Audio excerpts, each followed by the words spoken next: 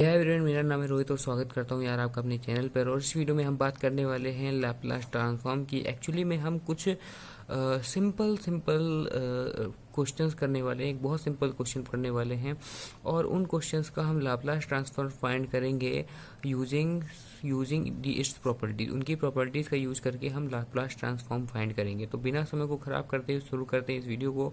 One more thing, please subscribe the channel और इस तरह के बहुत भी सारे वीडियोस देखने के लिए आप हमें कमेंट बॉक्स में सपोर्ट जरूर करिएगा और लाइक भी जरूर से जरूर करिएगा। तो चलिए हम पहली प्रॉब्लम देखते हैं।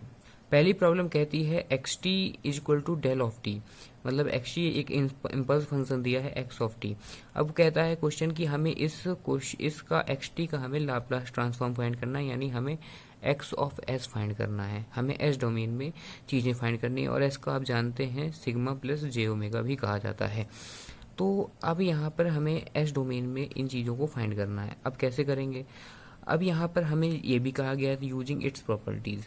तो आप पहले ये जान लीजिए कि हमारा Laplace transform of U T, मतलब कि आपका यू टी स्टेप फंक्शन का लैपलास ट्रांसफॉर्म आपका 1/s होता है। ठीक है। अब यार हम कहते हैं कि हम डेल ऑफ टी को यू ऑफ टी के टर्म में भी तो कह सकते हैं। अगर हम यू ऑफ टी को डिफ्रेंशिएट कर दें टाइम के रिस्पेक्ट में तो हमें एक डेल ऑफ टी मिल जाता है, और अगर हम इसको डिफ्रेंशिएट कर दें तो हम यहाँ पे समझेंगे कि डिफ्रेंशिएशन इन टाइम डोमेन में डिफ्रेंशिएशन कर दिया गया। और वो आपकी प्रॉपर्टी अगर आपको नहीं याद मैं बता देता हूँ। अगर आप टाइम डोमेन में अगर आपका पास एक्स टी फंक्शन दिया है तो अगर उसका लैप्लास ट्रांसफॉर्म एस है, एक्स ऑफ एस है, और अगर आप टाइम डोमेन में डिफ्रेंशिएशन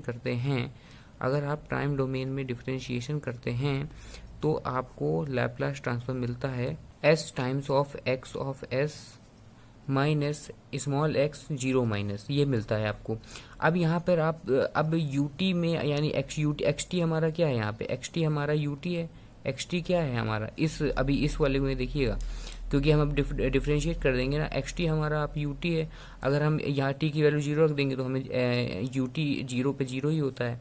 तो हमें निकालना क्या है, हमें निकालना है L of differentiation of U T, जो कि अब क्या होगा, अब ये तो हमारा टर्म जीरो हो गया है। अब s multiplied by x of s क्या निकाला, 1/s। तो इसका क्या आ गया, Laplace transform of del of t is equal to 1। अब दूसरा प्रॉब्लम है, हमें क्या निकालना है, डेल ऑफ टी निकालना है। डेल ऑफ टी का डिफरेंशिएशन का हमें लाप्लास ट्रांसफॉर्म निकालना है, यानी एक्स टी इक्वल टू दिया है differentiation of del of t. तो अब जैसे कि आप जानते हैं डेल ऑफ टी का डिफरेंशिएशन यानी डेल ऑफ टी का लैप्लास ट्रांसफॉर्म क्या होता है, 1 होता है। डेल ऑफ टी का लैप्लास ट्रांसफॉर्म 1 होता है, यानी Laplace transform of del of t is equal to 1 होता है। अब फिर से इन्होंने टाइम डोमेन में डिफरेंशिएशन कर दिया है।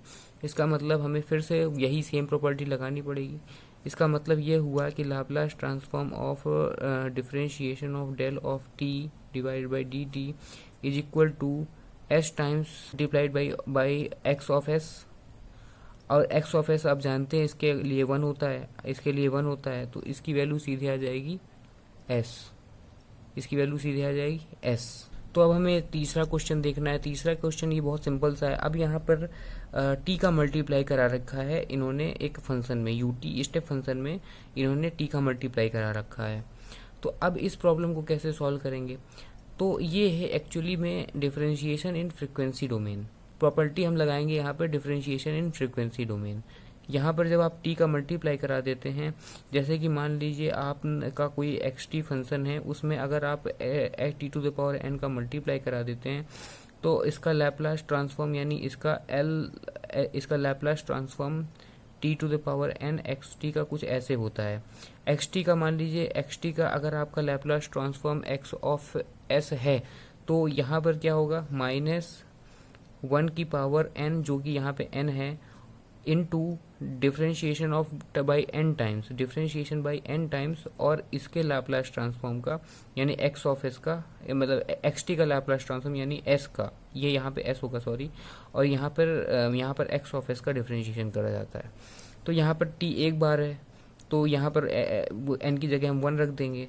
तो Laplace transform of T U T क्या होगा, कि यह होगा कि एन की जगह 1 रख देंगे तो -1 आ जाएगा। अब यहाँ एन की वैल्यू है तो एक बार हमें एस डोमेन में डिफ्रेंशिएशन करना होगा। अब यूटी का ट्रांसफॉर्म आपने देखा था 1/s होता है, तो 1/s हो गया। तो अब क्या होगा 1/s², अगर आप इसका डिफ्रेंशिएशन करेंगे 1/s² आ जाएगा। तो सिंपल सा, ये एकदम सिंपल सा क्वेश्चन था।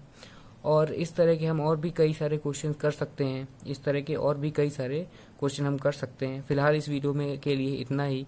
मिलते हैं इस तरह के और वीडियोज़ में, तब तक के लिए बाय, जय हिंद। और इस चैनल को सब्सक्राइब कर दीजिएगा, बेल आइकन को प्रेस कर दीजिएगा।